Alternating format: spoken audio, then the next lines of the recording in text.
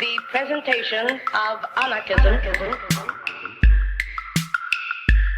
as social philosophy which aims at the emancipation, economic, social, political, and spiritual of the human race. The emancipation. Anarchist Essays is brought to you by Loughborough University's Anarchism Research Group.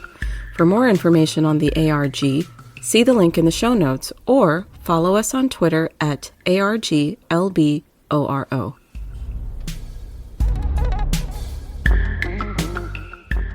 So I'm here today, Simon Stevens, with Professor Ruth Kinna, and we're talking about our paper that we wrote and published in 2025 called Anarchism, War, Violence and Scapegoating. And we thought it'd be quite cool because it was a co-written paper rather than reading out some kind of essay. If we sort of talked about what our interpretations of the paper were, and in that we kind of explain what it's sort of doing. So my kind of first interpretation of it, if you like, or the way I always kind of get into the theory of it, is to think about two things which relate to responsibility, political power, scapegoating. First, I remember thinking at the time when we were writing it or thinking about writing it about football and the fact that football managers always sort of get the chop when their team is performing badly. So the sort of responsibility for that and the scapegoating of that flows upwards towards the one that's supposed to be in the position of power and authority. And similarly, my best friend's a nurse, and he talks about this a lot in medical healthcare, in the fact that because there's so much at stake, if you make a mistake, you can be investigated and lose your license as a medical practitioner. And so the scapegoating for that, there's no way of shirking that or pushing that downwards. It always falls on the person who made the mistake, who's supposedly in that position of power and authority. And so then I kind of thought, if the justification for that is because there's so much at stake, then why does it seem sometimes in politics the opposite way round, where those in supreme sort of positions of authority actually push the scapegoating downwards? You know, what's getting their head off the chopping block, if you like? And so at the time, I remember talking with you about anarchist theory. Maybe that's because of our political culture. And anarchist theory is a way of correcting that political culture. And then from out of that, then thinking about, can anarchism, anarchist theory operate within its sociological reality of a nation state, right? Rather than sort of immediately being this thing that has to reject that, that criticisms that come with that. So there's lots of things going on in the paper. That was always my first interpretation of it and how we got to the theory. So I don't know if that kind of resonates with you. Yeah, so actually, now you say it, I remember when we had the conversation about football, it triggered. I think this came sort of shortly after COVID when I reread War and Peace during lockdown. There's a lot of Tolstoy in it, yeah. And where we start the paper actually is in an example that Tolstoy gives in War and Peace of the governor of Moscow, who is being held responsible by the people of Moscow for the failure to defend the city against Napoleon. And what he does, what his strategy to meet his own vulnerability, is to produce a purported spy who he then presents to the people and says, well, the reason that Napoleon is knocking at the door and is about to invade the city is because he's been given this helping hand by this traitor. And he puts the traitor, he puts him up in a public trial. And he says, right, you, the people, you should hold him responsible for your plight. And he commands them to basically kill him. At first the people hesitate because they don't want to do this. And eventually what happens is that the commander of the city, who is actually responsible for the defense of the city, sort of breaks the tension in the situation by ordering one of his soldiers to strike the first blow, a glancing blow. And at this point, when the people see the blood, they then, all hell breaks loose and they tear this traitor from limb to limb and they kill him. And the governor sort of rubs his hands and looks at the mob and says, they're barbarians, and walks off scot-free. And I think that was then the starting point for thinking about, well, so there's a there's a framework within which, in anarchism, within which we can think about this problem of responsibility and the way in which those who are at the top of the power structure are somehow always immune from being held to account, even though they're there, purportedly to protect us. Whereas those at the lower levels who enact their commands are subject to the violence of the violence that's enmeshed in the state. And I think then that took us into thinking about, well, how far does someone like Tolstoy help us in this situation? Because Tolstoy's a pacifist, right? And all Tolstoy says is that you can't actually effectively do anything. You have to just sort of resist through non-violence. But that didn't really seem to answer the question that we had about, well, but it's the people who are committing this violence now, but they're being encouraged to do so by the power structures which are in place, apparently, to protect them. And I think that then took us to this concept of, well, how far is anarchism really committed to non-violence, and what is the context in which it works, and what do we mean by the entrenchment of violence, the entrenchment of conflict in politics, and how does that help us? How does that review of the relationship between violence and politics help us think about strategies that we can adopt without putting ourselves at further risk, in order to try and reverse the lines of responsibility and hold those who hold the power to account when things go wrong? Yeah, so I remember at the time too, and maybe we should pose this as a question then, right? Let's have the sort of liberal skeptic in the room, right? Well, why can't you hold people to account in positions of power like this and make sure that they are sort of taking responsibility for the things they do with a liberal constitution? Why can't you? I mean, yeah, that's an for me, that's just an empirical point. We can see history time and time again. Yeah. Okay. But that does not work. I mean, the idea that you can throw someone out of power because they've committed, I mean, that simply doesn't work in terms of any of the scandals that we've seen.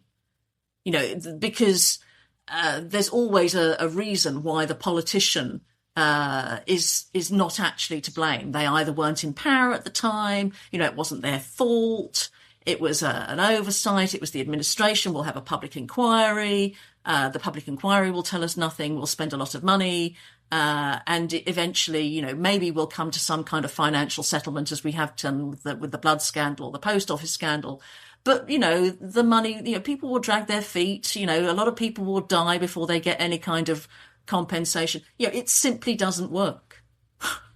I was thinking at the time, I was quite set on this. I remember, because we moved from the theory to sort of the practical, right? Or I guess what a lot of theorists would say, feasibility. And I wanted to say at the end of it that anarchism can work as a important cultural touchstone within a sociological reality of a nation state, right? Because that classic sort of criticism, because what you've just said, well, it doesn't work when a liberal constitution, it doesn't work, and we can make that argument empirically, and that kind of makes sense, right? But you can also make it theoretically, right? You can say, well, because actually the monopoly on violence and everything that underlies that lies with the state. And I remember at the time when we had some sort of comments from reviewers as well, was aren't we sort of contradicting ourselves then when we say that, and then we move to kind of saying, but we do live within a nation state, and anarchism can help us hold power to account more and make sure that it actually falls on its sword. And we talk, and that Hyams thought experiment I found really provocative, because it was an exact mirror of the sort of power in the nation state, the ticking time bomb, right? Would you torture the terrorists? There was a ticking time bomb to save 100 people, and people argue about that, but they're not horrified by the violence in the thought experiment itself, because it's in that normalized violence of the nation state. But when you flip it like Hyams did and say, okay, so let's have political assassination, and would you politically assassinate presidents or prime ministers that are about to take a country into an immoral and illegal war, for example, there seems to be a reaction of, well, you can't do that. You can't have a society where you go around shooting leaders. And that really revealed to me how anarchism actually is really helpful within the limitations of our sociological realities of a nation state, because it made you say, well, so what's the difference? Why is this violence cleansed and this other violence, because it's happening outside of a nation state context, right, or a monopoly on violence narrative? Okay, so I don't know. That's also running through the paper too, right? And the use of Hyams. Yeah. So the starting point of the paper is to try and reverse the ethics of violence, right? So what we do is and we set out an anarchist position using Foucault and Proudhon, and we find a kind of a relationship between them, and what they both tell us, or what they tell us together, is not just that that politics is a condition of war. So there's a relationship, there's a sort of Clausewitzian sort of continuity of politics and war, but what they don't do is accept the settlement of war through sovereign peace. So they reject the Hobbesian argument that says, well, once you've established the idea of a contract with a sovereign, you agree to lay down your right to everything, and including your arms, and in order that we can live in this peace. And what Foucault and Proudhon are telling us is that there is no peace. This is just a different way of organising the war. So what they want to do, instead of putting us in a position where we say we accept the peace on the terms that the sovereign gives us, they reverse the ethics and they say, no, we don't accept that. We're going to continue with the war. And the question then is how you enter into the struggle, because the war is not necessarily something which conjures battlefields and militarism. It's simply a continuation of a struggle against the imposed peace, which forces violence upon you. And in the process of forcing violence upon you, establishes the power structures which enable those at the top of those power structures to wash their hands of all the things, all of the consequences of the actions, of the decisions that they make. Yeah, and I think especially at the time, right, we were seeing so much of this when we think about it, writing it, COVID.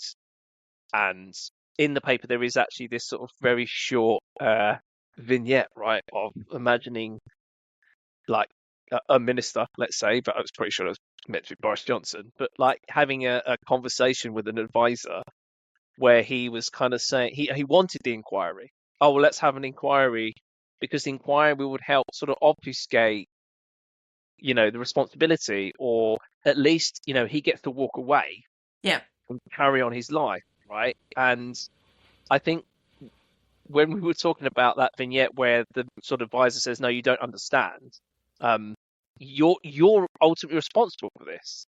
You take the fall for it, and you lose your license to be a political representative or something like that. You're banned from political representation again. Yeah, or it's actually it's not clear. So Hyams is really interesting. So Hyams comes in. We use Hyams, Edward Hyams, who wrote the last thing he wrote before he died was a study of Proudhon, which I think is interesting. But the book he writes that we talk about in the paper is called Murder No Killing.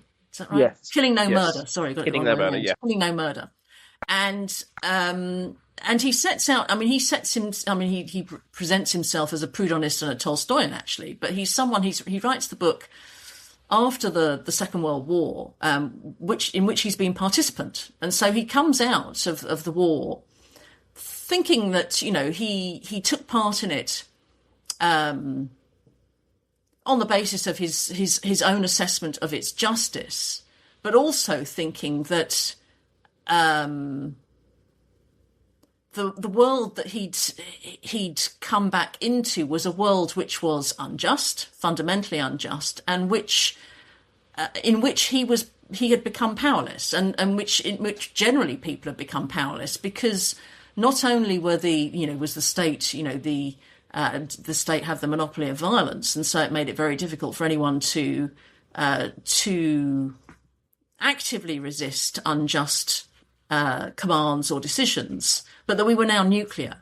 So it seemed, an enormous problem for him that we could possibly countenance rejecting or upsetting the existing power structures. And his argument, as you say, is that but we're not powerless if we accept that we're still locked in conflict with those who claim responsibility on our behalf to keep us safe. Then what the obvious strategy that we have open to us is to hold them, is to take that claim seriously. Mm-hmm. And when they don't keep us safe, then we can legitimately turn around, because this is the deal that they've made with us, and for which we have to pay the consequences. Yeah. When they fail us, then we can, as citizens, legitimately scapegoat them. And if their systems of authority and power don't enable us to do that effectively, which is what the democratic system says, we can can vote them out. If we're not satisfied with that, then Hyams is saying, no, we can use other measures. And actually we ought to be using other measures. We shouldn't be satisfied with just sitting back and watching them mark their own homework. What we should be doing is taking to the streets or operating as we see fit in order to pursue the justice against the injustice of power. Yeah, so I think about, so then to come full circle, right, that we said at the beginning, if you think about this, let's imagine, for example, right, my best friend or some imaginary nurse makes a fatal mistake at work, and it is due to negligence, or and I just want to park that with, even if that is the case, have a massively overworked, stressed sort of grouping of people at the moment have been, because the way they've been treated is undergoing this massive, there's a massive mental health crisis in the NHS, all that kind of stuff. But let's just park that and say, in the case of the example, there's a mistake made. It was, and it needs, they lose their license to practice medically, and there's this kind of witch hunt, if you like, and that happens. It would be inconceivable then for that nurse or doctor or whoever did that to then get a position advising a medical board about how to do healthcare. And yet, after the Iraq War and after, Tony Blair stops being prime minister, it doesn't take long for he's been given these positions of authority and respect, advising on matters in West Asia, or who might call Middle East or whatever. That seems utterly ridiculous, right? And let's take a different example. A football manager takes over a team, and the team get relegated. It's the worst performances they've had for years. They get relegated down, stuff like that. It would be unthinkable they would then advise, FIFA or open a football coaching school, right? Because they've done bad. And yet in politics, we have this all the time. Someone who has been at the helm, prime minister or president, made loads of sort of bad decisions. They are able to push that responsibility for that elsewhere, and then come out of that with a kind of able to carry on and even act as in capacity as some kind of expert, right? And if you think, I think the usefulness was to think about how anarchism challenges the flow of power. And we can see how in some situations or some times and contexts, the power flows the other way, and that responsibility and scapegoating does actually go upwards. And then the question is then to say, when it doesn't, why? And to think about the relations of power. And like you said, the promises, there's supposed to be a promise behind having power, which is we'll protect you. And that's my responsibility. And yet when you make a mistake, it suddenly sort of isn't your responsibility. You're able to scapegoat downwards. That's right. So to take the example, I mean, it's kind of about where we look, isn't it? And the judgments we make about where we should look. So in the example of the nurse, the individual is scapegoated, if you like, by the trust. They are the person who did this. and the context in which they did it, the mistake was made, becomes irrelevant then to the management of the trust, which puts that individual in a position where they're likely to make a mistake. So we allow the head of the trust to continue managing in a way which is, really poor in terms of frontline staff. And we'll even let, trust managers circulate so they can go from one to another.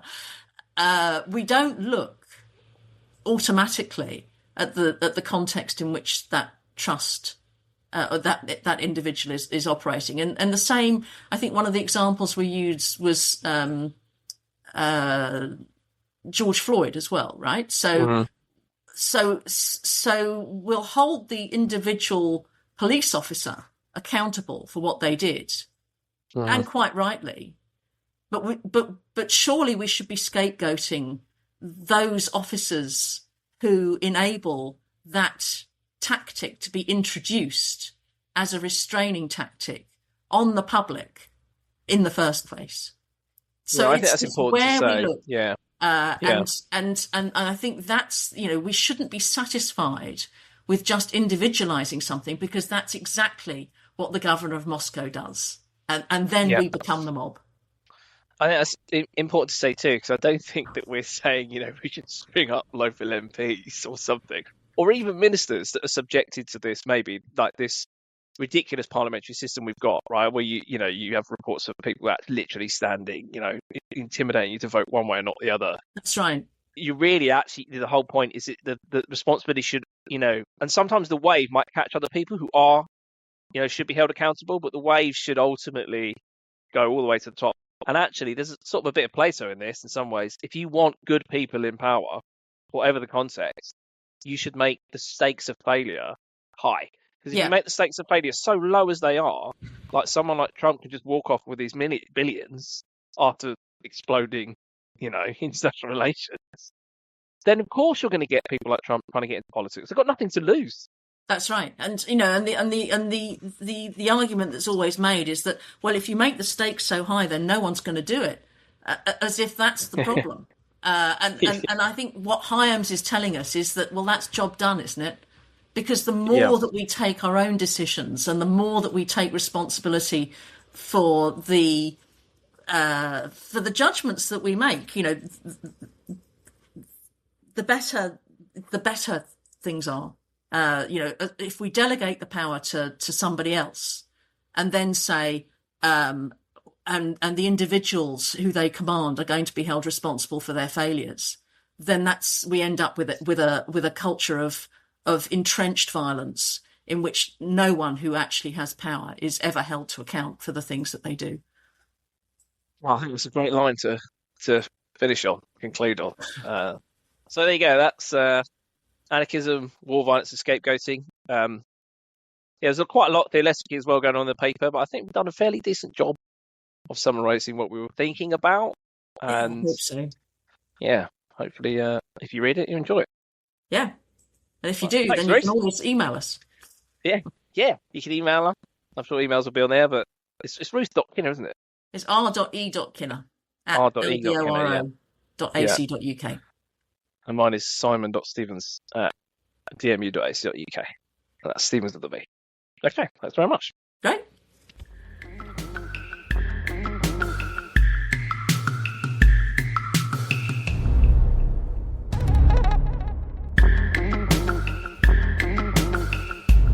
Thank you for listening. To help others find anarchist essays, please rate and review us wherever you find your podcasts. And if you're interested in anarchist ideas, why not check out the journal Anarchist Studies? For over 20 years, Anarchist Studies has been publishing original research on the history, theory, and practice of anarchism. For more information, visit www.lwbooks.co.uk/anarchist-studies.